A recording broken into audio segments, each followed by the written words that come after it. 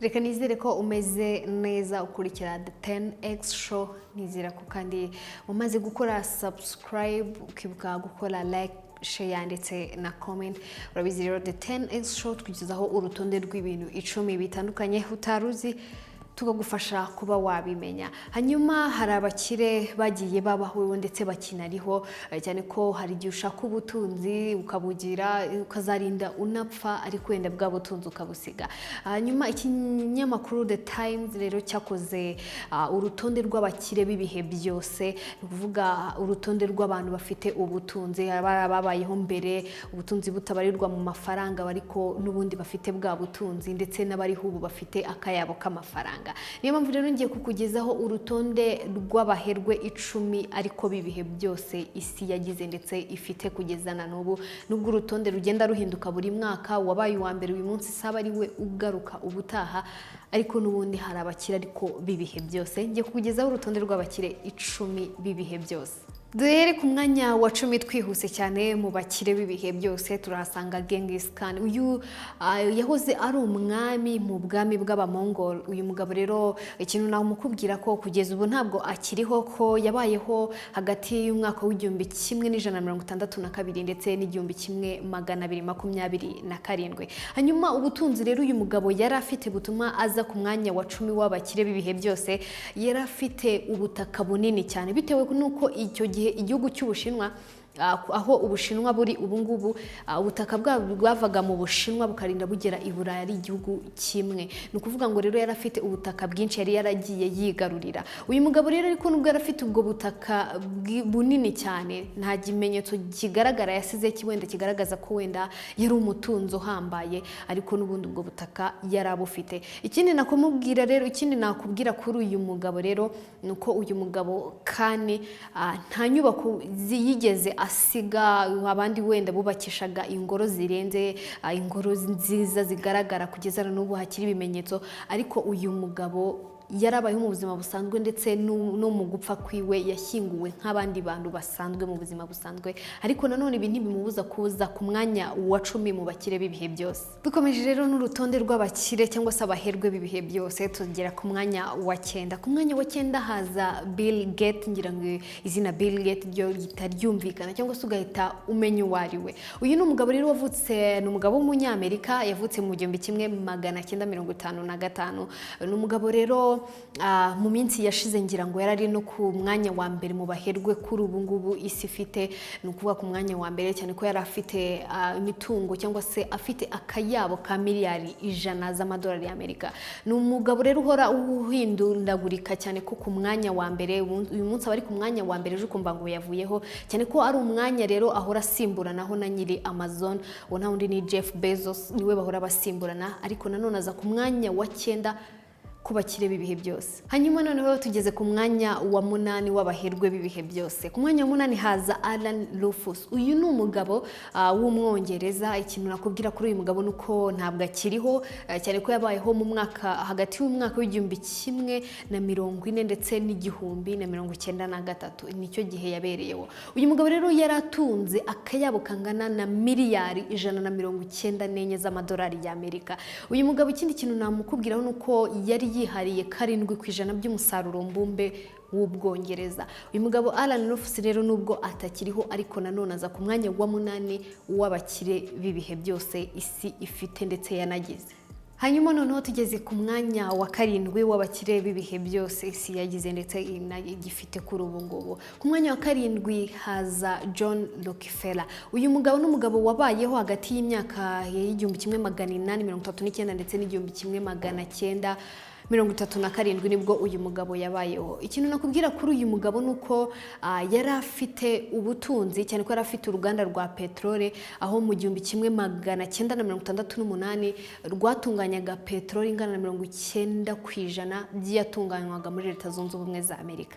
Ikindi kintu nakubwira nuko uyu mugabo mu mwaka w'igihumbi 1918 yari afite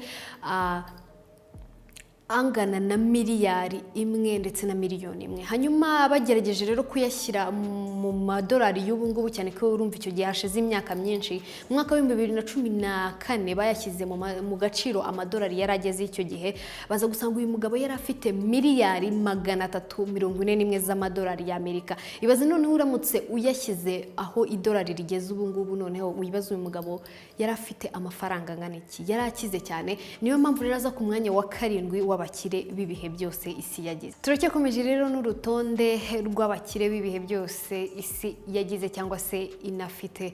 Mwibutsa gukora subscribe kugira ngo dukomeze tujye tubana, kwibuka gukora like, share ndetse ukaduha n'igitekerezo cyawe. Tugeze ku mwanya wa 6 turasanga Andrew Carnegie. Uyu mugabo rero yabayeho yavukiye muri Leta Zunze Ubumwe za Amerika mu 1835 ndetse aza no kwitaba Imana mu 1919. Uyu mugabo rero yaje muri Leta Zunze Ubumwe za Amerika aturutse muri Ecosse, aho rero yaje ndetse aza no kugurisha uruganda rw'ibyuma yari afite rwitwaga US Steel. Aza kurugurisha rero umugabo witwa Morgan, amurimugurisha ku madolari angana na miliyoni 408. Nyuma rero yo kuba arugurishije uyu mugabo, byatumye kuri ubu ngubu mu mwaka wa 2014 mu mutungo uyu mugabo yari afite wanganaga na miliyari 372 z'amadolari y'Amerika. Amafaranga icyo gihe ni muri mwaka wa 2014. Uribaza uramutse ushyize mu gaciro idolari rigezeho ubu ngubu amafaranga uyu mugabo yari afite, uza ku mwanya wa 6. Ikindi noneho nakubwira nanone kuri uyu mugabo Andrew Carnegie nuko muri icyo gihe yinjizaga 2.1 by'umusaruro mbumbe wa Leta Zunze Ubumwe za Amerika muri icyo gihe. Uribaza 2.1 umuntu ari umuntu umwe ku gihugu cyose. Niyo mpamvu rero aza ku mwanya wa 6 w'abakire isi yagize ndetse n'ubu igifite, ariko nanone bibihe byose. Turacyakomeje n'urutonde rw'abakire b'ibihe byose isi yagize ndetse inagifite. Ku mwanya wa 5 haza Joseph Stalin. Uyu rero Stalin ni umugabo wabayeho mu mwaka wa 1878, aza kwitaba Imana mu 1953. Ni umutegetsi w'umunyagitugu wayoboye Leta Zunze Ubumwe z'Abasoviyete ndetse yaziyoboraga nkaho ari urugo rwe, hahandi ubukungu bwe ndetse n'umutungo we ku giti cyiwe ndetse n'uw'igihugu wasangaga bivanze, ku buryo abahanga mu bijyanye n'ubukungu batashoboraga kumenya umutungo wa Joseph n'uyu nguyu, umutungo w'igihugu n'uyu. Ndetse mu 1950 habaruwe 9 ndetse n'ibice 5% by'ubukungu bugize isi yose. Ni ukuvuga iki gihugu cya Leta Zunze Ubumwe z'Abasoviyete cyari gifite 9%, 9.5% by'umutungo wo ku isi hose. Ni ukuvuga ngo rero ahwanye na miliyari 7,000 ndetse na miliyoni 500 z'amadolari y'Amerika. Hanyuma kuba nta tegeko rero ryamubuzaga kuba yafata amafaranga asanzwe cyangwa se amafaranga ahari kugira ngo ayashore muri gahunda ze zimwungukira ku ruhande, ndetse kuba nta n'itegeko ryamubuzaga kuba yakoresha imitungo y'igihugu ngo ayikoreshe mu buzima bwe bwa buri munsi. Ibi byatumye uyu mugabo aza mu baherwe babayeho bibihe byose isi ifite kugeza ubu, bitewe n'uko umutungo we n'ubundi wari uvanze n'uw'igihugu. Byari bigoye kumenya ngo umutungo we n'uyu w'igihugu n'uyu nguyu. Turakomeje ku mwanya wa 4 ku rutonde rw'abakire b'ibihe byose kuri iyi si. Ku mwanya wa 4 haza Akbar wa mbere. Uyu ni umwami w'ubwami w'Abahinde. Uyu mugabo Akbar wa mbere rero ikintu namukubwiraho nuko yabayeho mu mwaka w'igihumbi, ni hagati y'igihumbi 1542 ndetse n'igihumbi 1605. Uyu mugabo kandi igihugu yarayoboye, yarabereye umwami, cyari cyihariye 25% by'umusaruro mbumbe w'isi yose muri rusange. Ikindi kintu nakubwira ko nuko uyu mugabo Akbar cyangwa se uyu mwami we n'umuryango we bari babayeho bwa buzima buhenze cyane, hahandi utashoboraga ko wageranya ubuzima we n'umuryango we babayemo ndetse nubwo abandi bami bo mu Burayi bari babayeho. Ikindi kintu nakubwira kuri uyu mugabo nuko kugeza ubu umuryango we ushinjwa kuba waranyunyuzaga imitungo y'abaturage bitewe na bwa buzima buhenze nakubwiye we n'umuryango we bari babayemo. Uyu mugabo rero Akbar wa mbere cyangwa se uyu mwami akaba ari uza ku mwanya wa 4 w'abaherwe cyangwa se w'abakire isi yagize ndetse n'ubigifite bibihe byose. Tugeze noneho ku mwanya wa gatatu w'abakire b'ibihe byose kuri iyi si. Hanyuma ku mwanya wa gatatu haza umwami w'abami Shenzog. Uyu mugabo rero ni umugabo wabayeho hagati y'igihumbi kimwe na 48 ndetse n'igihumbi kimwe na 85. Ikintu nakubwira kuri uyu mugabo nuko igihugu cye cyari kihariye hagati ya 25 ndetse na 30% by'umusaruro mbumbe w'ubukungu bw'isi yose. Hanyuma ikindi nakubwira nuko uyu mugabo Shenzog yakomokaga mu muryango wa Basong wari ufite ubukire buhambaye cyane. Ikintu ikindi nakubwira kuri uyu muryango rero, impamvu bari bafite ubukire bukomeye cyangwa se buhambaye, babikeshaga ku kuba bari bazi guhanga udushya mu bijyanye n'ikoranabuhanga ndetse no kumenya uburyo bakusanya ibijyanye n'imisoro. Ikindi noneho cyatumaga uyu mugabo akomokamo ugira ubukungu buhambaye, byaturukaga ku kuba nanone bari bafite ubutegetsi bwegerejwe abaturage, hahandi byamworoheraga kuba yacunga cyangwa se yabasha kumenya ubutunzi buri mu gihugu kiwe. Ibi rero bigatuma aza ku mwanya wa gatatu w'abakire b'ibihe byose isi yagize ndetse n'ubigifite. Tugeze noneho ku mwanya wa kabiri w'abakungu cyangwa se abakire cyangwa se abaherwe bitewe nuko wabyita b'ibihe byose kuri iyi si. Ku mwanya wa kabiri haza Augustus Caesar. Uyu rero ni umwami wabayeho mu gihe cya Yesu, ni umwami Kayizari wabayeho mu gihe cya Yesu cyangwa se Yezu bitewe n'imyemerere yawe. Uyu mugabo rero ikintu namukubwiraho nuko yayoboye ubwami bwa Roma bwari bwihariye hagati ya 25 ndetse na 30% by'umusaruro mbumbe w'ubukungu bw'isi yose. Hanyuma hari umwarimu w'ubukungu rero muri kaminuza ya Stanford witwa Morris, we yavuze ko uyu Kayizari ngo yari yihariye 1/5 cy'ubukungu bw'igihugu cye cyose.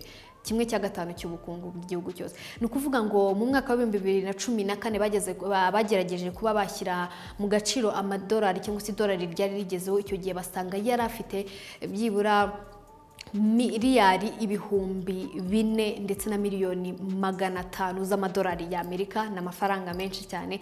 Ikindi nakubwira kuri uyu mugabo kandi bavuga ko ngo ari nawe wayoboraga Misiri. Ibi rero ngo byatumaga kuba agenga ubukungu bwa Misiri, aribyo byatumaga rero agira ubu bukungu bwose. Ibi rero bikaba bituma aza ku mwanya wa kabiri w'abakungu cyangwa se abakire b'ibihe byose kuri iyi si. Tugeze ku mwanya wa mbere w'abakire b'ibihe byose. Suribaza ninde waba uri ku mwanya wa mbere? Ese wowe ninde utekereza ko yaba afite ubukungu cyangwa se yaragize n'ubukire bwatuma aza mu bakire b'ibihe byose kuri iyi si? Ku mwanya wa mbere rero nta wundi uhaza ni Mansa Musa. Ngira ngo hanyuma kubizi n'amateka uyu mugabo muramuzi cyangwa se mwaramwize. Uyu ni umugabo rero wabayeho hagati y'igihumbi kimwe 280 ndetse n'igihumbi kimwe 337. Uyu rero yarayoboye ubwami bwa Timbuktu, ikaba ari Mali y'ubu ngubu. Uyu mugabo rero abahanga cyangwa se abantu bazobereye mu bijyanye n'ubukungu ntabwo bajye babasha kuba babara cyangwa se kuba bamenya agaciro k'ibintu yari afite cyangwa se k'umutungo yari afite, cyane ko yari afite amazahabu menshi cyane. Kuri icyo gihe urumva yari imari ikomeye mu buryo bukomeye, nawe urabyiyumvisha. Uyu mugabo rero yari afite amazahabu menshi cyane ku buryo abantu batabasha kumenya ngo ubukungu yari afite bungana gutya. Ari nayo mpamvu aza ku mwanya wa mbere w'abakire b'ibihe byose. Ikintu nakubwira nanone kuri uyu mugabo nuko hari inkuru zivuga ko yigeze kujya mu rugendo rutagatifu imaka. Hanyuma uyu mugabo bitewe nuko yari yitwaje amazahabu ngo yatumye abaturage bo muri Arabia Saudite rwose habaho ikibazo cy'amafaranga, ubwinshi bw'amafaranga, cyane ko ngo yari yitwaje ingamiya nyinshi ariko ingamiya imwe yari hetse amazahabu, bituma rero icyo kibazo kiba muri Arabia Saudite. Kugeza ubu na n'ubu rero nta muntu ushobora kuba yabasha kuba yamenya ubutunzi cyangwa se ubukire bw'uyu mugabo. Ubukire bubarizwa mu mazahabu, cyane ko nta muntu wiyumvisha cyangwa se nta muntu ushobora kumenya ngo uyu bukire yari afite bwanganaga gutya, ndetse n'ubukire burenze imitekerereze yacu. Rero akaba ari buza ku mwanya wa mbere. Se wowe watekerezaga ko ari uhe mukire, cyangwa se wenda hari uwo wumvaga uha amahirwe, wenda mubo wumvishe, mubo wize, ninde wenda wumvaga uri guha amahirwe ko aza kuza ku mwanya wa mbere? Reka ngushimire, mwibutse gukora subscribe kuri 10x show, mwibutse gutanga like ndetse share, ukaduha n'igitekerezo cyawe, cyane ko aba ari inyunganizi. Ndagushimiye wabanye natwe. Nge nari Ani Sabine Mukunzi, mukomeze kugira ibihe byiza.